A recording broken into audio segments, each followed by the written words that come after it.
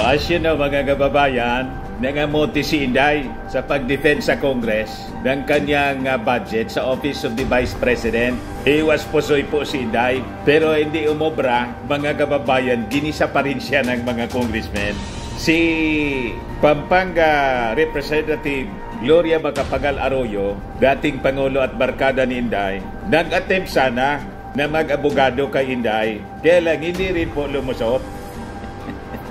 Sabi ni Inday, mga kababayan, after na i-present niya yung kanyang budget for 2025, yung request niya. Nagpapagang mga balita at pagtalakay sa mga isyo na lipunan. Opinyon, para at paglalantad sa katotohanan. What you see is what you get. Unisan. More than 2 billion pesos. Sabi ni Inday, I would like to forgo the opportunity to defend the budget in a question and answer format. I will leave it up to the House to decide on the budget submitted. Sinupalpal po siya kaagad ni House Committee on Appropriations Senior Vice Chairperson Estela Quimbo. Sabi ni Quimbo, kasama po ito ang pagtatanong at pakikinig po sa sagot ninyo ay napaka-importanting input sa amin pong trabaho. We will proceed to ask questions. Kaya nag-isa si Inday at nang mag-present po mga kababayan sa Congress kanina. Hanggang ngayon, pag ginagawa natin itong video ito, ongoing pa yung hearing ng Congress. Present po yung audit report sa confidential funds. Iwas sa pusoy sana siya. Sabi ni Inday, hindi naman niya ako nag-request ng confidential funds ngayon. So hindi man kailangan niya pang i-discuss yan. Hindi pumayag yung mga congressmen. Pero si Inday po, ayaw sagutin. Pinasagot po sa Commission on Audit. Matindi po yung naging revelasyon. 60%. From 5 to 60% ng budget, mga kababayan, sa ginastos na confidential funds na nalunok sa loob lang ng 11 days, disallowed ng Commission on Audit.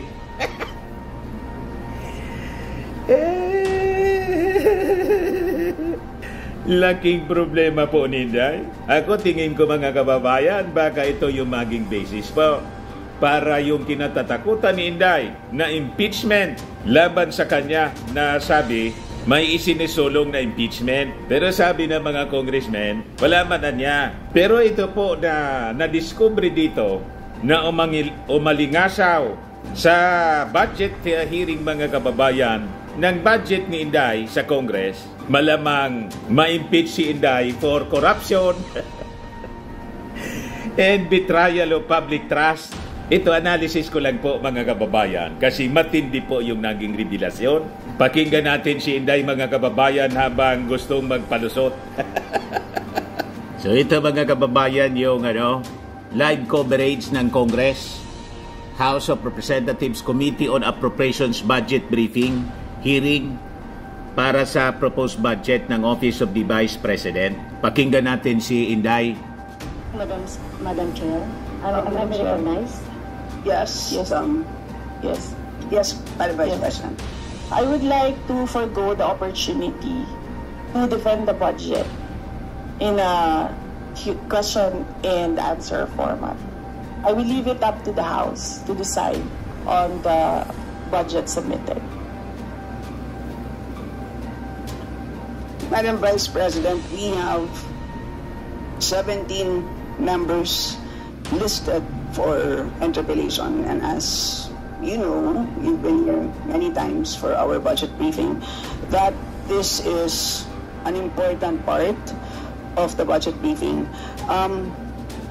The GAA, the General Appropriations Act, is arguably the most important piece of legislation every year, at kasama po ito ang pagtatanong at pakikinig po sa sagot po ninyo ay napaka-importante pong input sa amin pong trabaho. So, yun po, kami po ay we will proceed to ask questions. Madam Chair, my answer for every question will be I will forgo the opportunity to defend the budget of the Office of the Vice President through a question and answer. And Iwas I po will sa leave it to iba. the House to Tigas decide ng ulo ni Inday. on the budget submitted. Ayaw makross-examine Magsasayang tayo ng oras dito, paulit-ulit yung sagot. sa inyo yung full story ng balitang yan. Click subscribe muna dito sa ating YouTube channel and hit the notification bell para lagi po kayong updated sa mga kaganapan dito sa ating bansa. Like and share na rin po ninyo ang ating video at huwag na rin po ninyo na skip yung ating mga commercial ads para tuloy-tuloy lang ang pag-unlad ng Bagong Pilipinas. Sa mga nagana po ng malinis and spacious fitness gym, pumunta lang po kayo sa aming Colossal Fitness Gym. We also offer Grab Car Rental with our brand new 2023 model ng Toyota Innova. We also accept booking for those who are planning to travel via PAL, Cebu Pacific, and other airline companies, local and international, and bills payment for Meralco Bills, Aleco Bills, PLDT, etc. Ang Colossal Fitness Gym is located at 3rd floor Security Bank Building, Lanco Business Park, Legazpi City, Albay. For inquiries, look for Gilon Maravillas, contact number 0966-802-0949. Yan po yung aming Innova. Lagi na pong matao sa amin.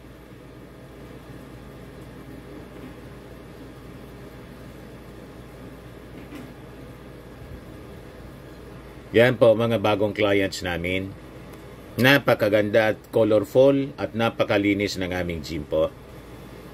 Pati mga foreigners po pumupunta sa amin. Mga British tourist po sila dito sa Legazpi. Na-set up na rin po yung aming mga brand new gym equipment.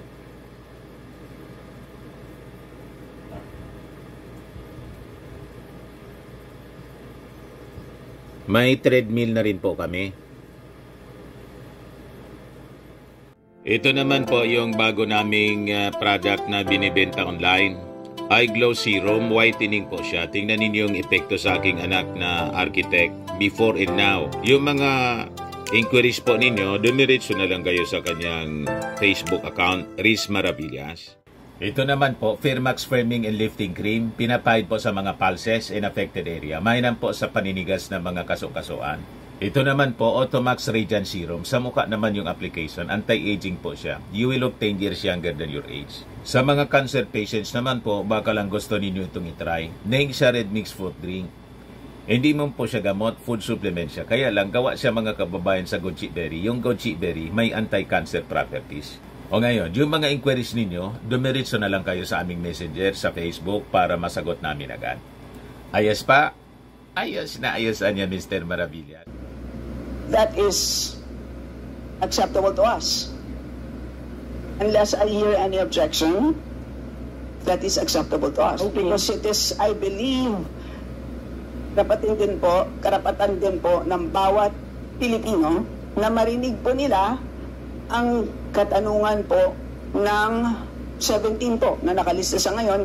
Palagay ko, kung meron pong dadating dito, baka dumagdag po. Pero marami pong issues na hinaharap po tayo ngayon. Kayo po mismo, nakikinig po kami sa inyong speech po kanina, kahit na hindi po siya related po sa ating budget. Marami pong na-spark na mga tanong, kaya palagay ko, kaya nga sinabi ko kanina, ilimit natin ang mga tanong tungkol sa budget.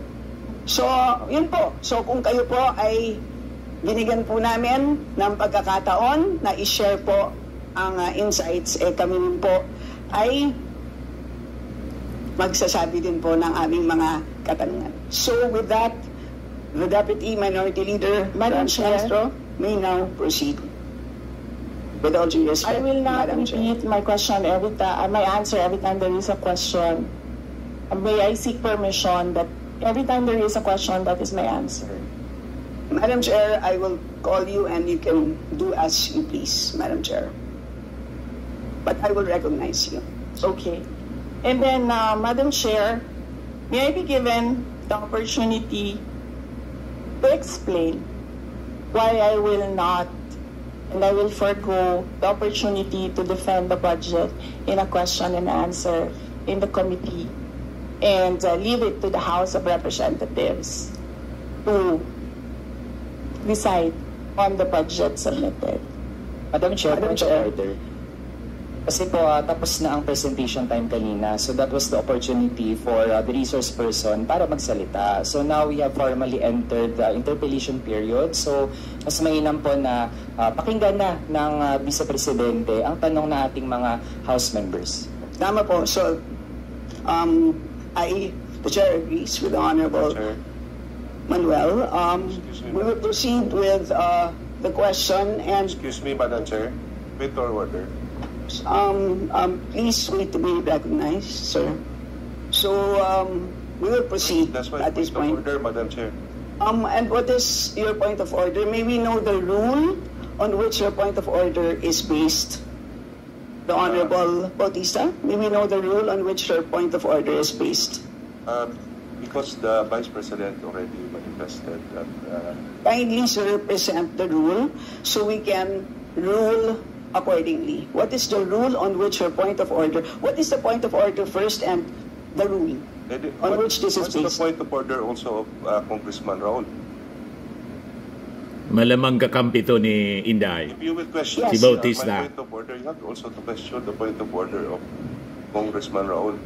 So we will make the Honorable Manuel repeat his point of Ito order. kakampi din ito si Ongab. Because this is clear based on the rules that we approved during our first hearing relating to the budget. So please repeat that.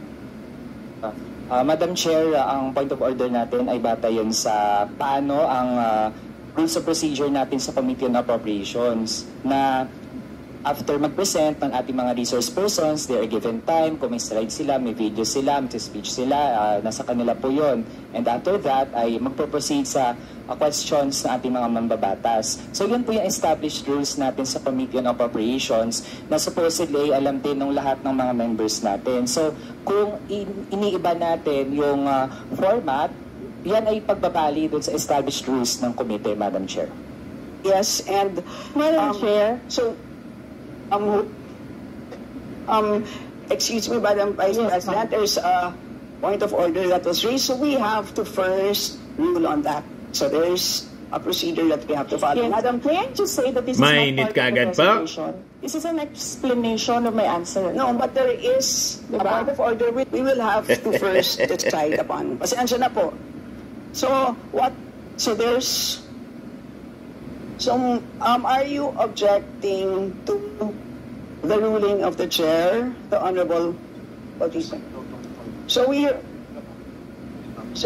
have taken note of the point of order, which we have accepted, and at this point, the chair rules that we shall proceed. So the Honorable Franz Castro may now proceed with her interpellation. You have the floor, ma'am. So, Madam Chair, siguro first observation, no, yung on the budget for the 2024. Hindi in-honor po yung yung Vice President na nagsabi, Madam gustong Chair, mangyari na ni Inday. slow and low utilization. So nakita naman natin doon sa presentation.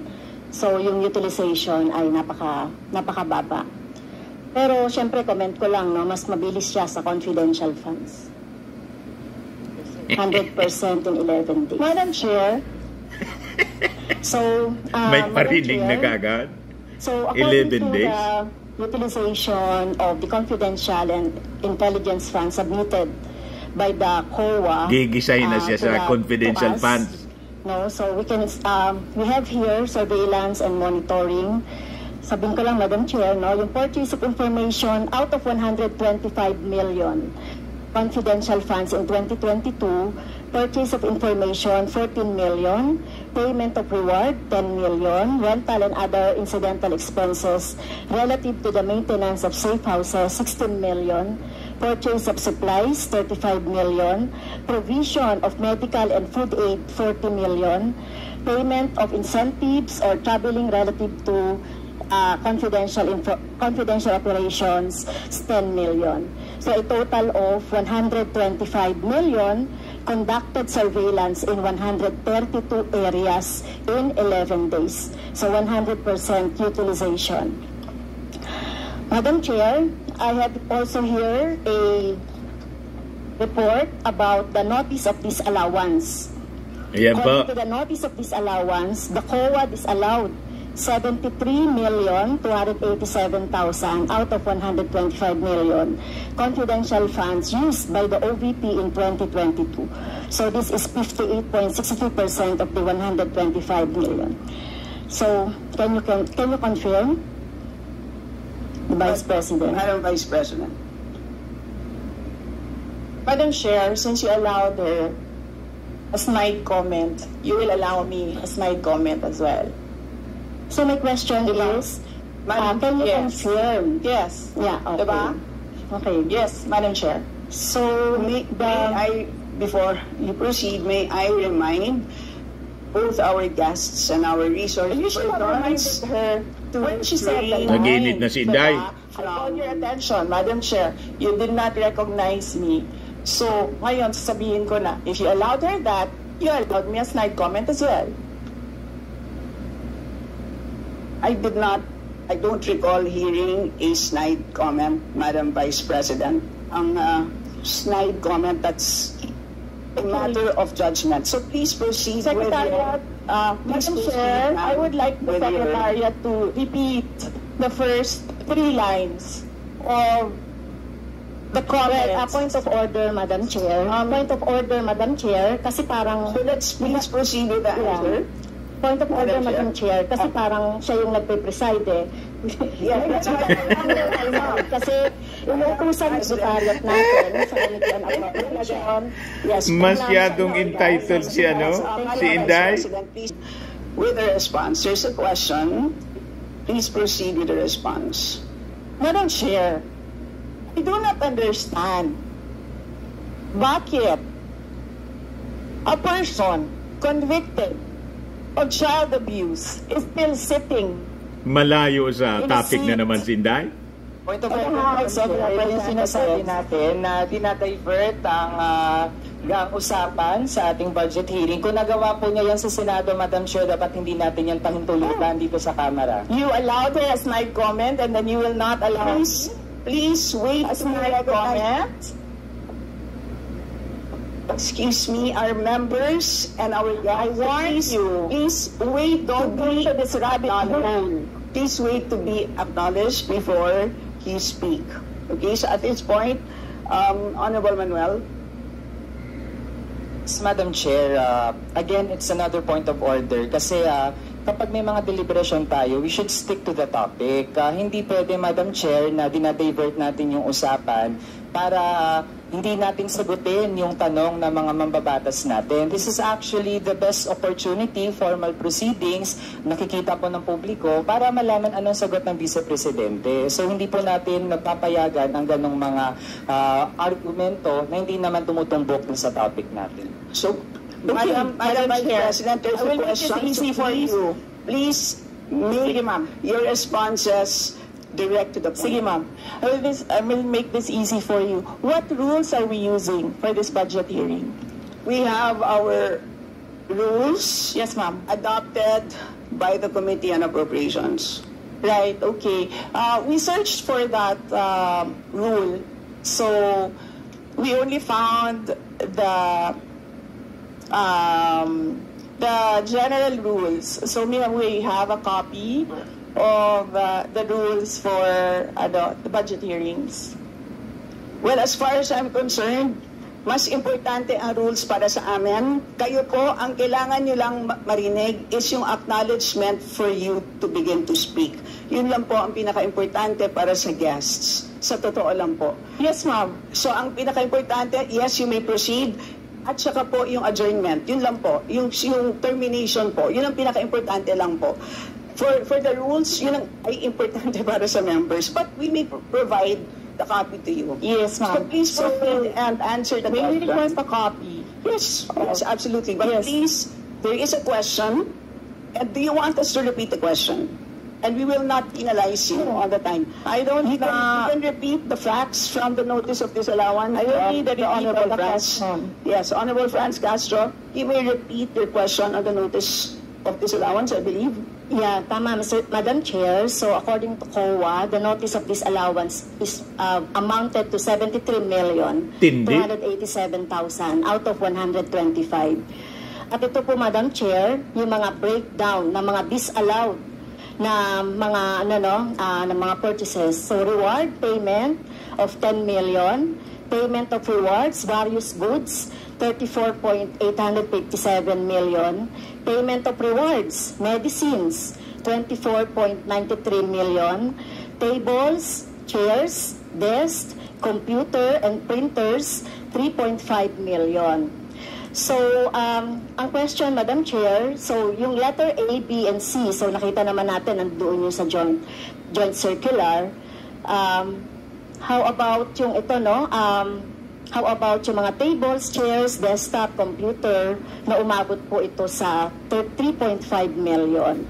So, pwede bang maipaliwanag kung bakit ito pinurchase, Madam Chair?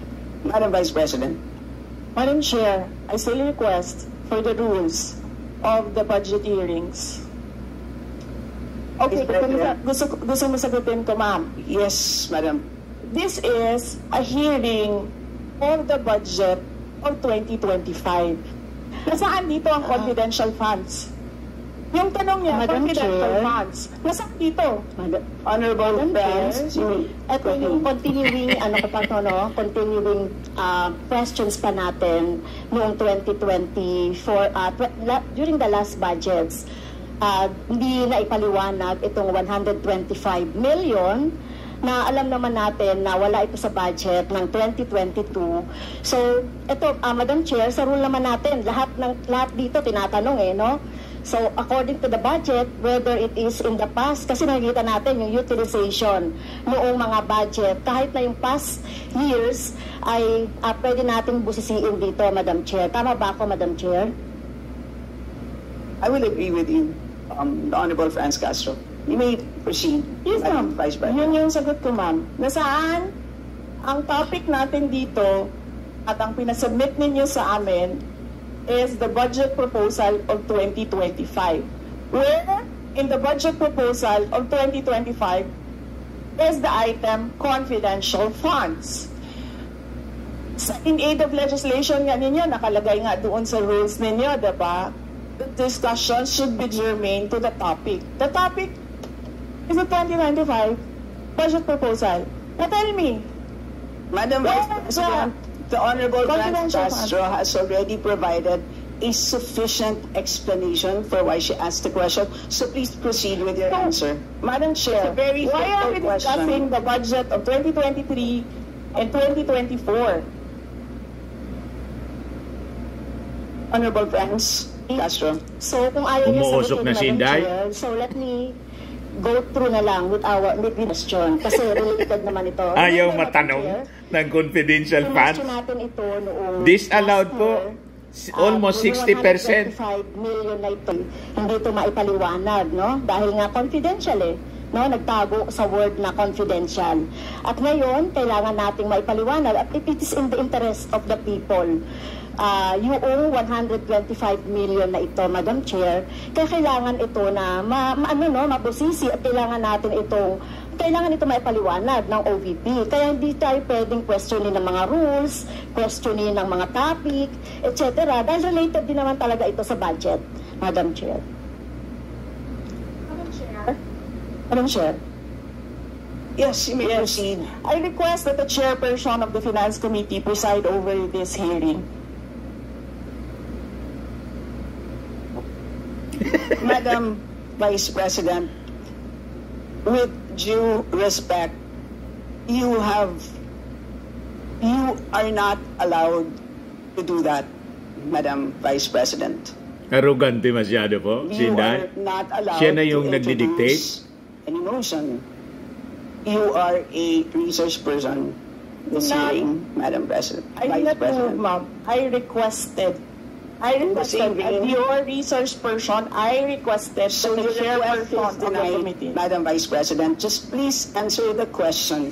The issue on confidential funds falls squarely within our discussion of your 2025 budget. Narinig mo yung sinabi niya, ma'am? Narinig mo yung Please proceed. nakikinig ka sa kanya kanina? Absolutely. Walang rules dito. Please proceed and answer the question. It's a very simple question. Diba? please explain the specifics. Lalong spending on matuturn those off nito items yung that mga you mamamayang enumerated, Pilipino. amounting to Kay Inday, Honorable Friends, do you want to amounting repeat to a that? total of 73.287 million. So, dahil may notice of disallowance, so ibig sabihin, Madam Chair, illegal ito at not in accordance with the joint circular by the COA, BBM, and other related agencies. malamang ito yung maging ito ay basis po ng disallow. impeachment So, kay ibig Inday. sabihin, illegal yung paggamit nito. Illegal. Madam Chair, Disallowed by ito mga COA. items na binanggit ko po, Madam Madam Chair. Chair, Madam Vice President. you cannot allow a member of the House to just claim that it is illegal.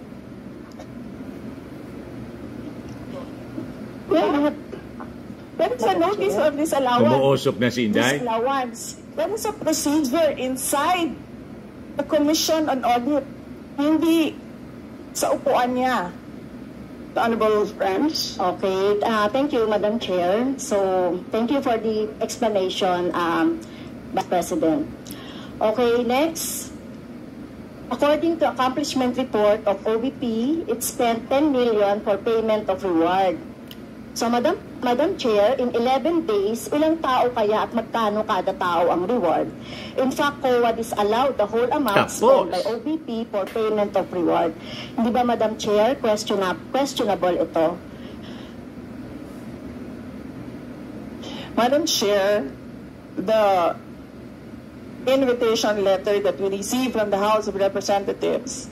Dear Vice President Duterte, the House Committee on Appropriations will hold briefings, hearings on the budget proposals of various departments, agencies, and corporations relative to the fiscal year 2025 National Expenditure Program as the basis of the fiscal year 2025 General Appropriations Bill.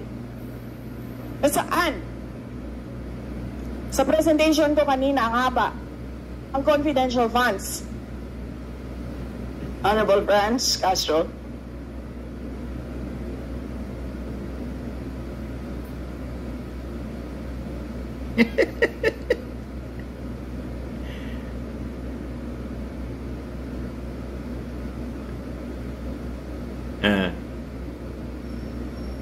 Can we request our technical people to fix the mic?